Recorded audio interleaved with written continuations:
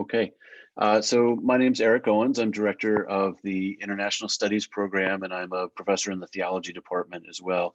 My field is ethics, and I'm delighted to be joined by my colleague, Professor Hiroshi Nakazato, who is the associate director of our program, and his field is political science, and he also helps to administer the program along with Miss Patricia Joyce, who is the administrator for interdisciplinary programs. So she handles registration and all sorts of other graduation requirements and all sorts of other things. And she's an expert, along with Professor Nakazato, on many aspects of the program that involve detailed engagement with university computing systems and graduation requirements and all that. Professor Nakazato, in his case, also wears the hat of the Director of Undergraduate Studies. So he's the first person to go to around questions of requirements, course requirements, or substitutions, or things like that. But we'll talk about all that as the presentation moves along. I'm also happy to be joined by three of our peer advisors. If there's a fourth or fifth here, let me know.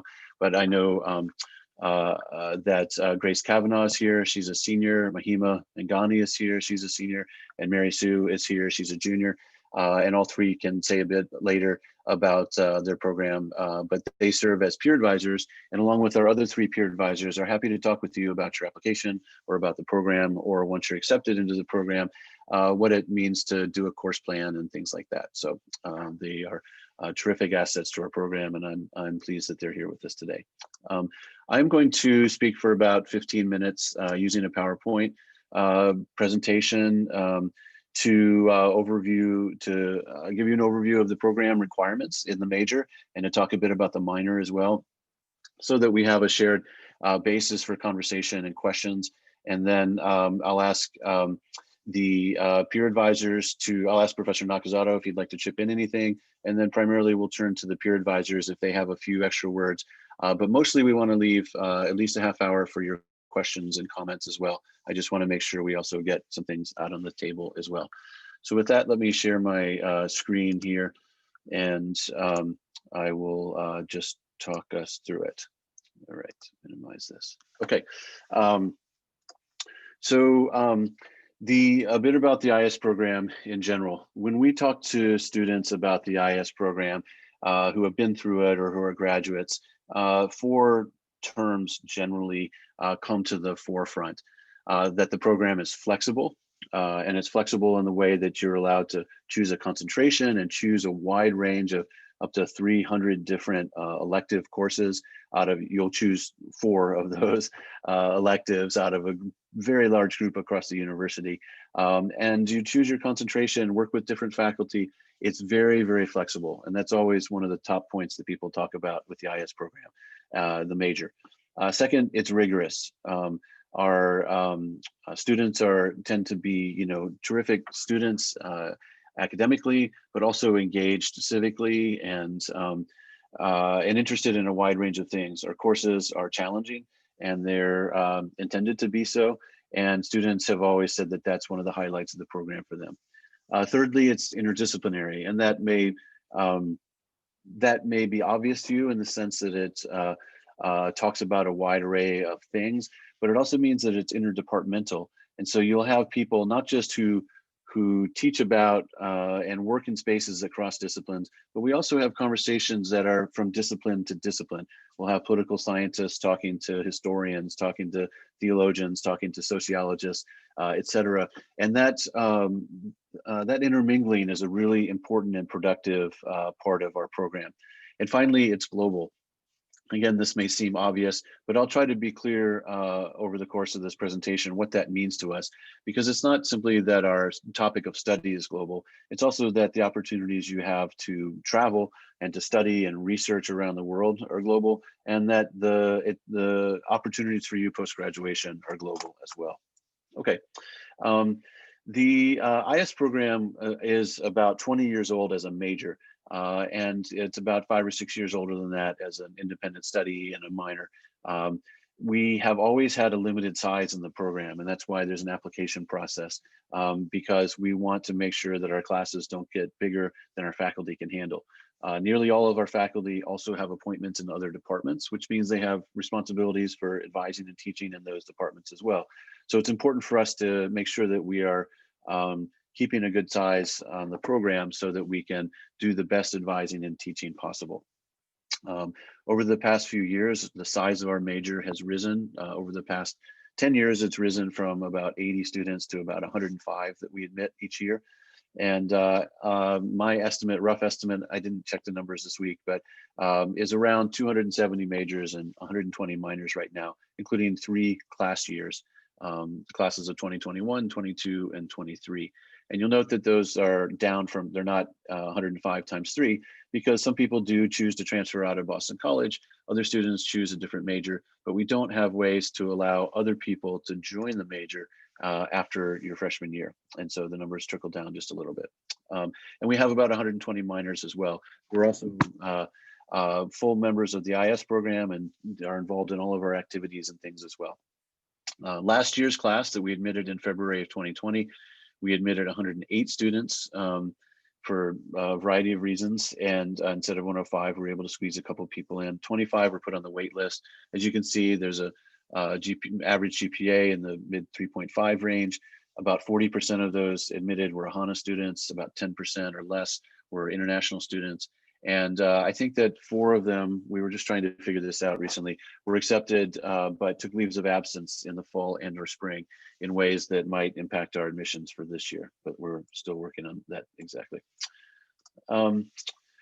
The IS program complements the major or minor, complements a wide range of other majors or minors. We have many of our students are double majors or take an IS major and a minor, and we connect very nicely with traditional departments in CSOM or the Morrissey College or Lynch School, with area studies programs in the Morrissey College or other interdisciplinary programs that you might be interested in, like environmental studies, global public health, faith, peace, justice, etc. A bit about the major in particular. We like to describe the path through the major as having 5 crucial steps. First, you take the core courses, or you consider the core courses. Some of them you take your senior year. You focus your interest in one of our 4 concentrations within the major. You learn a language, or perhaps 2. You study abroad, and you complete a senior research seminar or a thesis. And I'll walk through each of these 5 steps. The core courses, we have 7 core courses that all of our majors are required to take. And this is what it means to be a major primarily, is to move through these core courses and then take a senior research seminar that serves as a capstone. So the core courses are a pair of courses your sophomore year, one called Where on Earth? Foundations in Global History, one called Where on Earth? Foundations in Political Geography. And then in your spring semester of sophomore year, you take an Intro to International Relations course that's rooted in political science. And then you take, anytime at BC, you take Principles of Econ and one 2000 level econ course. And then you take one comparative politics course that's pre-approved on a list that we have online. And you take one ethics course called Ethics, Religion, and International Politics. As you can see, our core courses represent the sort of interdisciplinarity that I mentioned earlier: history, political geography, political science and international relations, economics, comparative politics, ethics, theology, etc. All of them are represented, a big group are represented in our core courses. And then you choose one of the 4 concentrations. They are cooperation and conflict, ethics and social justice, global cultures, political economy, and development studies. And you'll notice that each of these 4 concentrations are also big and a little bit vague. And that's on purpose. We're giving you an orientation and letting you choose how to move through this concentration and study the things that you're most interested in. We can dig more into those concentrations later on if you like. But when you apply, you'll signal to us which of these concentrations are most interesting to you, but you can change them along the way as long as you can complete the requirements within the concentrations. So once you choose a concentration, you'll take 2 classes that are foundation courses within the concentration. A class, roughly a class about theories, and roughly a class about methods. These look different in different concentrations. And then you'll take 4 electives of your choice across the university that are approved for that particular concentration. The language requirement. So we have a higher language requirement than the Morrissey College or CSOM. Or the Lynch School. And namely, that is that you need to reach advanced proficiency in one modern foreign language or intermediate proficiency in two modern foreign languages. These are satisfied through coursework. You could have a very high AP score or SAT-2 exam. You can be a native speaker, etc. And the Morrissey College has, each department language program has rules about what is advanced proficiency and what's intermediate. In general, if you start a language at 0, taking 3 years of it means you've achieved advanced proficiency by this standard, and taking 2 years of it means that you've achieved intermediate proficiency. So if you just complete coursework, you'll do that. A number of our students take 2 languages, or they're a native speaker of one non-English language and take a second modern language here. We can get into the details of that later, but it's important to note that there's a higher language requirement than the Morrissey College at large. And I think it's obvious why that's important to an international studies program. We also encourage all of our students to study abroad. Not every one of our IS majors studies abroad. Some have athletic obligations here, or work obligations here, or family obligations that keep them from going abroad. But about 90% of our majors typically study abroad for a summer, a semester, or a full year. And that's about twice the Boston College average. It's a big part of our program. Of course, during the pandemic, all of the study abroad was recalled in early 2020 and wiped out in fall and spring of this academic year. We expect those to be back on track next year, but of course the pandemic will be in charge of that. But nevertheless, by the time you reach your junior year, we fully expect that these will be back online. As with other MCAS programs and majors, you can take 2 of your courses abroad back for your IS electives for your major. You have a huge range of choices around the world as to where you can study abroad. We also offer, and we'll be doing this again. 2 years ago, we were able to offer a weekend retreat for students studying abroad in Europe and the Middle East to come to England for a weekend that we pay for, to stay at that awesome hotel down on the bottom right, and to do some integrative thinking about how study abroad is changing what you're learning, how you think about yourself and your relationship to your communities and your academics as well. There are other research and internship opportunities through study abroad, and the different research programs that we help you get involved with at BC. And of course, studying abroad is crucial for learning a new language. Then when you're a senior, and this is the last step of the international studies major, you'll take either a senior research seminar or you'll write a year-long senior thesis. Our senior seminars have a wide range of topics, and you see a few examples of them here. And our senior thesis projects likewise have a wide range of topics, and they're supervised by an IS affiliated faculty member or a faculty member that our director or associate director approve. And you get 3 credits for it each semester. So the application process, as you know, the application is posted already, and the application is due the first Monday in February. This year it's February 1st by the end of the day. And we commit to announcing decisions by the end of the month so that you'll know well in advance of your registration and advising period for the fall semester of next year. The components of the application are pretty simple. You tell us what your concentration or track would be. Tell us about your academic interests and your language skills. You write a short essay about a global problem and an even shorter essay about why you're interested in or anything else you'd like to tell us about yourself. You name a BC faculty member who could speak to your interests and abilities. We don't usually reach out to them unless there are questions, but it's someone hopefully that you've gotten to know a bit while you're here or taken a course with.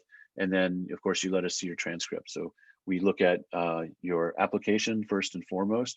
We look at your grades, of course. We look at your transcript, what classes you've taken, whether you've signaled an interest in international issues up to now. And of course, we read your essays very closely. So a few words about the minor. The path of the minor includes 2 foundation courses, a method and theory course, essentially, although it's a touch differently situated. You do get to choose one of the same 4 concentrations, and you'll focus your interest within a concentration by picking 4 electives. And you learn a language at the intermediate level. This is the same as the Morrissey College requirement. And in total, you are getting 6 classes and 18 credits. That's the matches the typical pathway of a minor in other programs. Our Foundation 1 courses, you'll pick one of these 3 classes as your first course in the minor. Then you can pick a list of approved courses for your Foundation 2. All of this is online. You have the same concentrations as the major.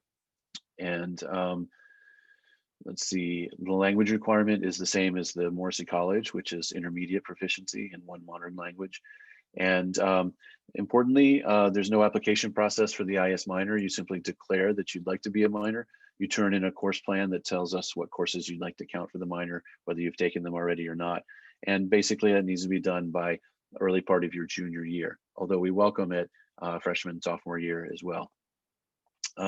So in comparison, we have a rigorous major that also means a lot of course credits and class requirements. So this is between usually 45 and 48 credits when you complete our IS major. That differential depends on senior thesis, and some external classes get extra credit here and there.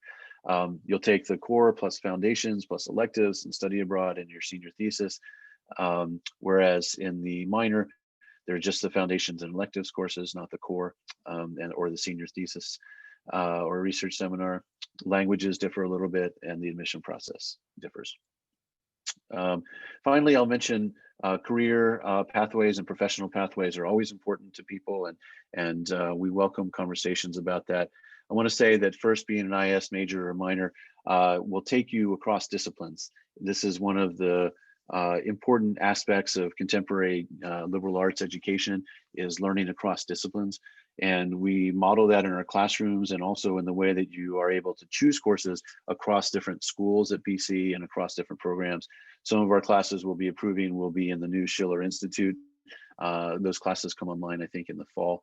But they include classes in public health and in all sorts of things. So we're constantly reviewing external courses around the university to see how they might fit with our concentrations. Being an IS major or minor can also take you into a wide range of careers. These are examples of industries and particular companies that our actual graduates have taken in recent years. And it also takes people into graduate programs in all sorts of ways: public policy, health, international affairs, business, education, medicine, social work. The point in showing you this giant screen here is to say that many students and some parents will reach out and say, what does this training need to be? And the point is, along with other forms of liberal arts education, is that you'll be able to do all sorts of different things coming out of the IS program. But what you'll have is a global perspective on them. And so you can focus more on security issues and work in a security agency, in Washington or something. But there are people doing all sorts of work in different areas. We're happy to talk more about that as well. And of course, the IS program can take you around the world, not only through study abroad. We also have an extremely high success rate for postgraduate fellowships and scholarships, including Fulbright Awards. We have had about 43 Fulbright winners in the past 20 years, I think it is, 15 years, something like that. We have, and in recent years, we've had a very high percentage of the whole university's Fulbright Awards have gone through the have been IS majors, which is a really terrific accomplishment. Our graduates also, on average, tend to do a year or more of service at 2.5 times the rate of other BC grads. So things like Peace Corps or Jesuit Volunteer Corps or Teach for America, these sorts of programs are very common among our graduates as well. And our graduates also frequently live or work abroad after graduation. 2 years ago, we hit a high water mark where our graduates had 1 year out from the program. More than 20% of our students were living or working abroad after graduation. And that's really cool to see. We have graduates all over the world. So we think that the IS program can take you wherever you want to go. And we also have a number of ongoing projects in the program when you join the program as a major or minor that we'd love for you to be a part of. I won't talk about them all now, but you see a few squares here about what they look like. So with that, let me turn it over to Professor Nakazato first, if you have anything to add, and then to our peer advisors to see if they'd like to add anything quickly before we open for questions. Well, thank you for that thorough introduction to the program. This is something that Professor Owens isn't always thrilled that I talk about, but at Boston College, what we want is for you to have a liberal arts education. Certainly, the international studies major or minor is a good part of that, but you're taking 40 courses. So it's not like the major defines what you are. And so, as a pushback, as Professor Owens sort of said, it's not that the major defines your career or anything, it's what you make of your 40 courses at BC. Having said that, I've been working with the International Studies program pretty much from the start, originally as a graduate student, then as a faculty member. And it's something I've become very fond of in terms of what it does for students. It is, I think, a very good major or minor to pursue. I certainly look forward to reading all your applications. Professor Owens didn't really go into the nuts and bolts of how that will work, but after we shut down the applications, myself with a couple of colleagues will be reading all your applications. We will be then forwarding our preferences to Professor Owens, who makes the final decisions. Um, and to that end, if you have any questions or concerns, certainly email our peer advisors. They're always happy to help. You can email me for the very nitpicky questions you might have. When should I do economics? Or, I've already got AP here in economics. What else can I do? And those sort of things are not always easily to handle. Uh, Otherwise, in terms of, I think, selling the program, I think our peer advisors might be able to do it better than I am. So I'll just set aside for now, and I'll answer any questions as they come up. Thank you. Okay, great. Mahima, would you like to say anything up front? And again, we'll be able to come back to people with questions, but why don't you get us started? Yeah, so like Professor Nakazato said, we're always available for questions and our emails are on the website. But I've loved my time in the IS major so far. Even though it's really broad and flexible, you can make it what you want it to be. So like my concentration is political economy and development studies. So I've been able to focus on like a few topics that I really enjoy and approach them from different perspectives. And I think that's really valuable. And I feel like one major just wasn't enough for me. And it's nice to have like such a flexible one and that I can finish in my time at BC. Terrific, thanks. Grace. Yeah, I second everything Mahima said. I've loved my time being an IS major. A lot of my best friends at BC are actually also IS majors. It's an amazing community with so many smart and interesting people. I'm also a part of the International Studies Student Association, which is basically a club at BC for anyone who's interested in international studies, major, minor, or a completely different major. So I encourage everyone, if you're interested in that, to try to look at that club. You can message me if you have any questions or want to be on our listserv. But I think that if you're interested in global issues or just understanding the world better, the IS major is great for you. There's so many different ways you can take it, so many different interests you can pursue. And just, I'm here if you have any questions. Feel free to sign up for my hours or message me in the Zoom chat or anything like that. Okay, great. Mary. Yeah, so I agree with everyone have said so far. And so I am an IS major. I'm a junior IS major concentrating in ethics and social justice. And like Mahima and Grace, I have greatly enjoyed my time in IS. I take IS program as like a very rigorous program that has endless possibilities in which we can just take whatever classes we want and we're interested in and pursue any interest that we see we would like to develop. And I guess I want to talk a little bit about the concerns that some people may have because of current pandemic and the possibility of studying abroad, because IS is a lot about the globe and the international aspect. And I just wanted to reassure everyone that the program has many opportunities and chances to engage globally, even under the pandemic. So I guess that's not something need to worry a lot about at the present moment. Thanks, Mary, for reminding us. Mary is one of our many international students who's with us from China, and and so we have, as you say, lots of conversations that are happening. Our curriculum is internationalized, but we also have opportunities for formal and informal conversations with people abroad through the Global Conversation Series and through many other opportunities that we're doing. Right, so we're doing our best to adapt to the environment of the pandemic, knowing, of course, that we do hope again to get people out around the world when things open up again. But that doesn't shortcut internationalization or the global concerns that our program takes up. Let's open for questions because this is always where most of the business gets done.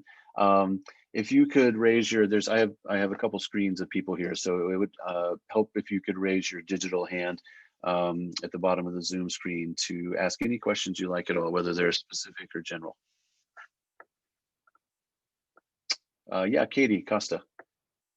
Hi, I just have a quick question. I applied pretty recently after the application was available, but I just want to know if there's any way to like make sure if it was received, because I can't find any letter or email that it was for sure received, and I just want to make sure before the deadline closes. All right, thanks. I can look that up for you now while we're talking, probably. Sorry that you didn't, I don't think that the Google form sends emails out. It gives you just like a confirmation thing that you can see it. So I'll check for you now. The answer is nearly certainly that we got it, but we haven't started reviewing them yet. So I'll come back to you. Other questions?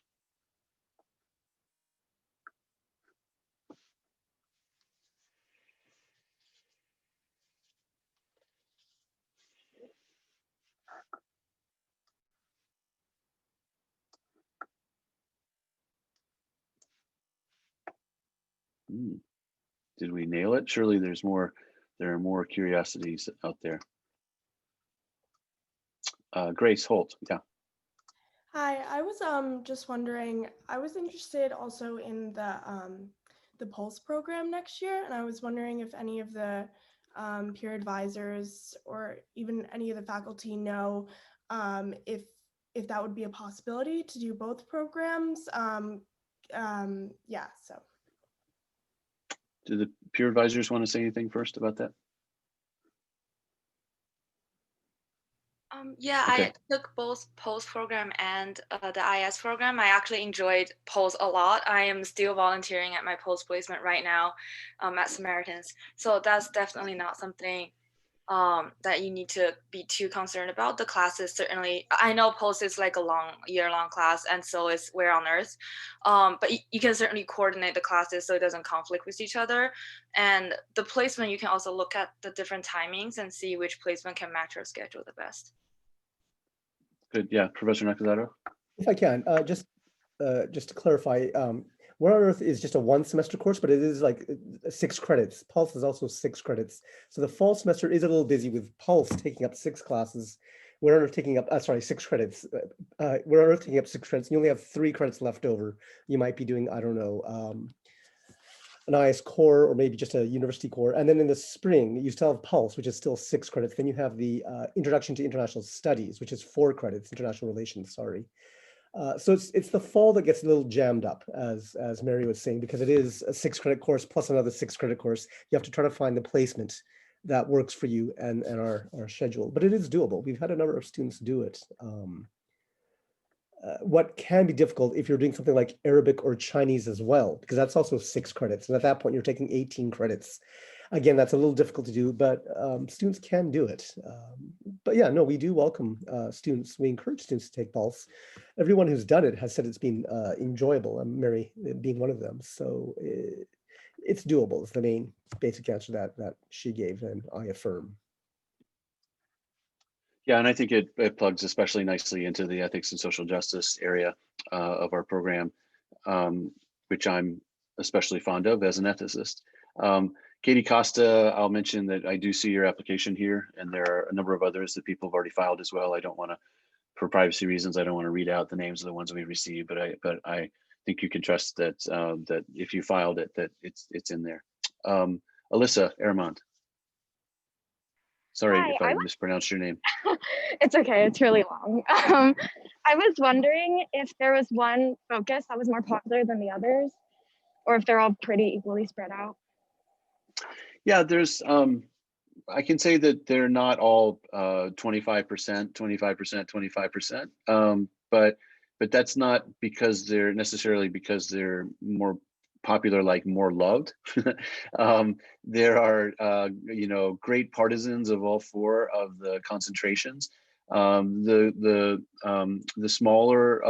smallest of ours right now is global cultures, because it's been renewed and rebooted a year ago now or so. And so it's described differently and has different orientations, and it was offline for 2 years while we re-described it and reimagined the curriculum. So that's a little bit smaller than the others right now, but not because it's less loved or something, or because the faculty are less awesome, but simply because we're only 2 years, a year and a half into the new version of the program. It really depends. We have, here are among the 3 peer advisors, you have someone from the other 3 concentrations from what we call PEDS, Political Economy and Development Studies, and from Cooperation and Conflict, and from Ethics and Social Justice. And, the natural sort of alignment with different ones kind of, one might be a little more political sciencey, one might be a little more econ-y, one might be more ethics, philosophy, religion. But the truth is that students don't always, it isn't that simple, because you can approach any of these topics, any of our concentrations, with many different mindsets. You can study cooperation and conflict as a theologian quite seriously, as my colleagues know. You can study it as a political scientist, or through sociology or history or philosophy or whatever. The same is true with global culture and with economics, political economy, and development studies, etc. Each of these, you can come at them in different ways. So it can be a little hard to imagine where you see yourself fitting. And I think maybe the peer advisors would be good people to talk a bit about how you chose your concentration and what you know about, how that process goes and how you settle into it and whether you need to change. Maybe you want to jump in? I can actually touch on this because I actually changed my concentration once I had already been admitted. So I started out as the Political Economy and Development Studies concentration, which I chose because I kind of heard the word political and I was like, oh, I like political science, so I'm going to choose that one. And then once I got to choosing classes for it, I looked at the electives and realized like maybe those weren't the classes I was most interested in. So what I did, and what I think is really helpful, and I recommend it a lot to people, is to actually look at the courses section of our website and see what courses count for each concentration and just see what courses interest you. So that's what I did. I looked at all of them and saw what courses count for them. And like, I realized, okay, I'm really interested in the electives offered for cooperation and conflict. And then I changed to that concentration, and that's been really great for me. And there's like probably 40 different electives being offered just next semester that fit it. So again, like you can really choose what you're interested in. There's so many different pathways through it. But if you're unsure about which one you might want to do, I definitely recommend like just looking at the classes and seeing like what interests you and which one that would fit with.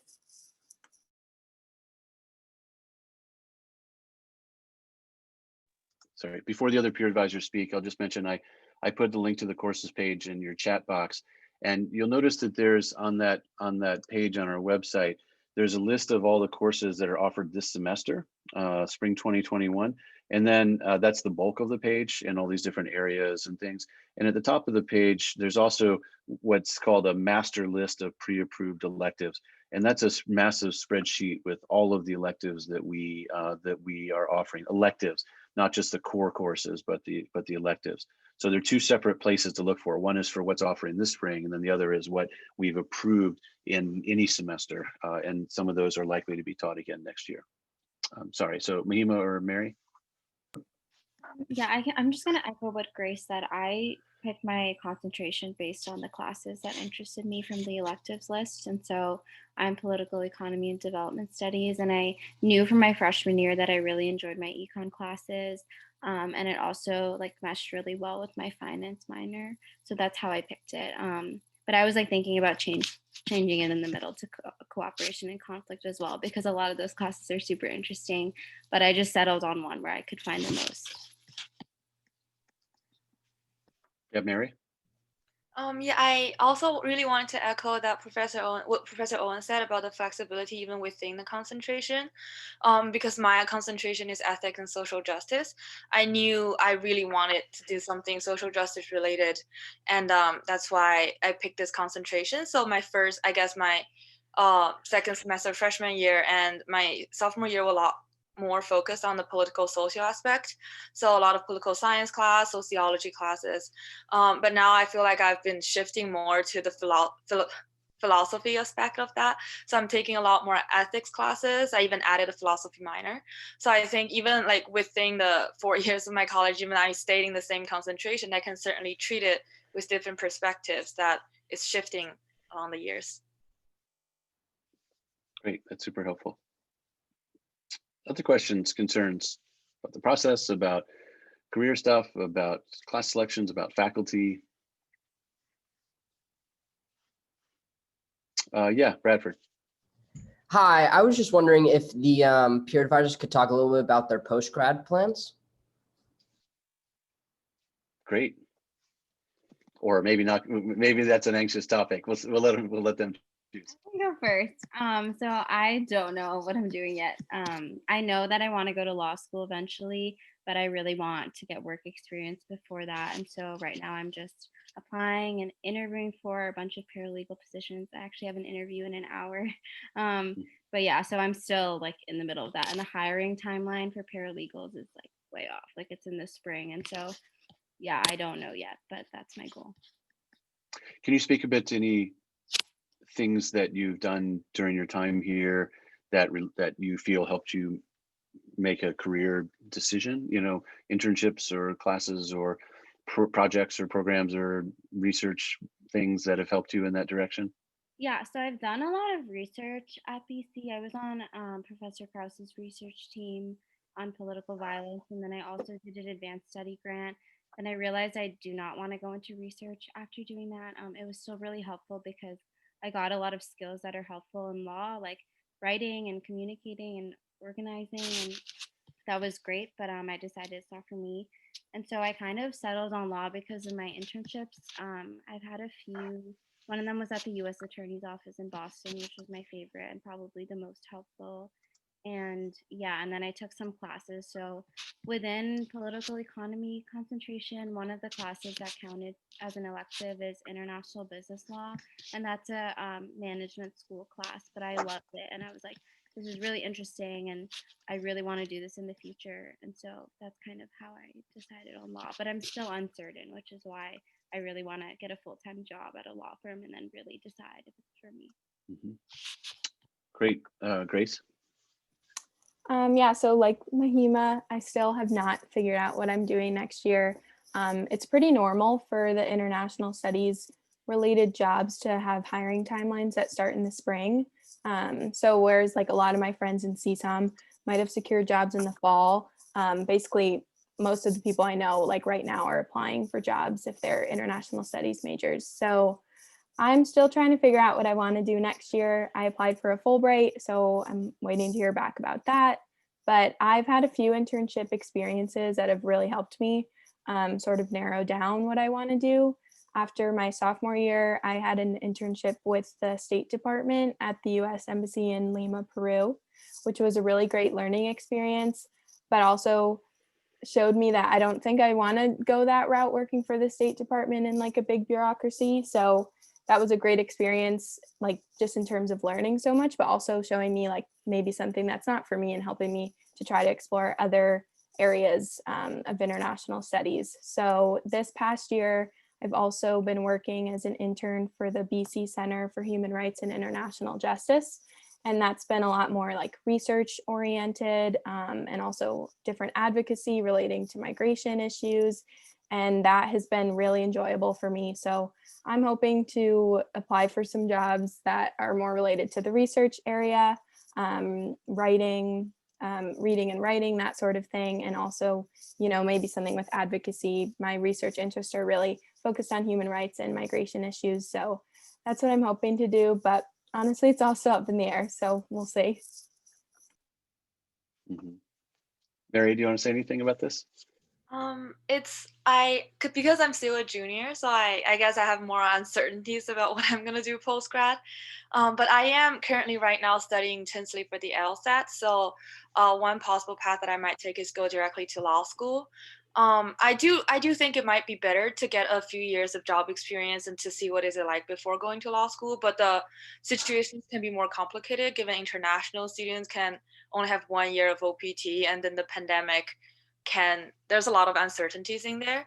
So I am hoping to apply to law school right after I graduate, and also I'm applying to other master programs about international studies related, one in China. I'm also looking at other countries. So I think, so postgrad, I'm still not really sure, but I guess one major idea that I have in mind is to go straight to law school. I guess to help me shape my decision a lot is also my internship. I was able to intern at the Court Service Center for Boston during the past summer. And I'm really looking forward to this internship that's coming up in the spring through the OIP, because the study abroad programs were canceled and we were able to have international internship opportunities remotely. So I am going to intern at Lexity, which is a attorney's office centered at Spain, doing immigration law, and my passion is also immigration. So that is something I'm really looking forward to. I still have a lot of questions with my postgrad, but I think that's completely fine because there's always more time to explore and to decide. Yeah, that's really helpful. And I think it's representative in some important ways. Of course, we have a very diverse group of majors and minors in our program. And as a result, they do a wide array of things. I showed you a slide about the different sort of outcomes. There is a group that will apply directly out of BC undergrad into grad school, whether it's policy or law, or usually not business. Usually MBAs require a few years of work. But also master's programs in different areas. And then there's a larger group that's looking for work either in Washington or elsewhere around the world, or in Boston or anywhere else, and anywhere else all over in different industries. There's a substantial group that looks for work in DC, around think tanks, advocacy groups, legal organizations, policy groups, government, et cetera, including all of the different agencies and organs of the US government. And there are a lot of people who do a lot, not a consistent number that take fellowships abroad. And Professor Nakazato reminded me that we recently in the fall had the director of BC's fellowships office speak to our majors and minors around how to apply for all these different fellowships like Fulbright and like Peace Corps and like Scoville and Boren and Biden and Boren and all these other different fellowships that are out there. We're updating our website soon with a list of a lot of these, but the Office of Fellowships has a ton of those as well. We do stuff with the Career Office. We bring back alumni.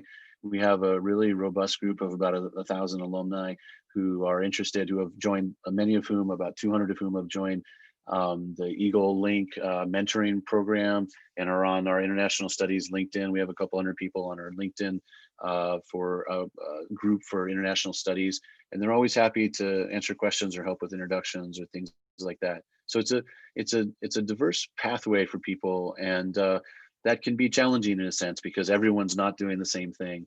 But at the same time, people are bringing all of these amazing experiences.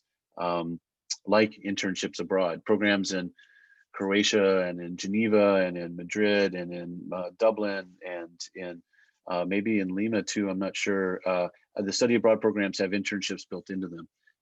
And that's a really exciting opportunity for a lot of our students as well, and something you should be thinking about when you select international, study abroad opportunities as well. But there's a lot of opportunities, and at a terrific university, world-class university like Boston College, there are resources out there, and we really work hard as faculty to help you get those resources and find your pathway and take opportunities that can be life-changing, both in sometimes telling you what you have to do in life and sometimes reminding you that this isn't the path you want. But either way, they're really important experiences. So we want to be a part of helping figure that out. But it's not an explicit single pathway out of our major. Great question. Any other questions from people?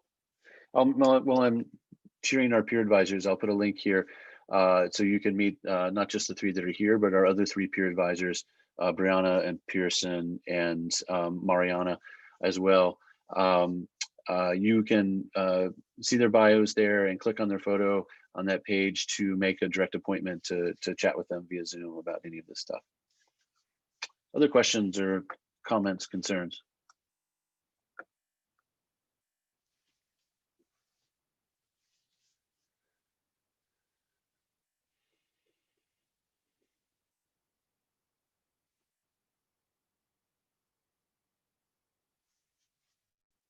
Okay. Well, I'm really happy to see so many of you here today. We all look forward to receiving your applications. You know where to reach out to if you have questions about that.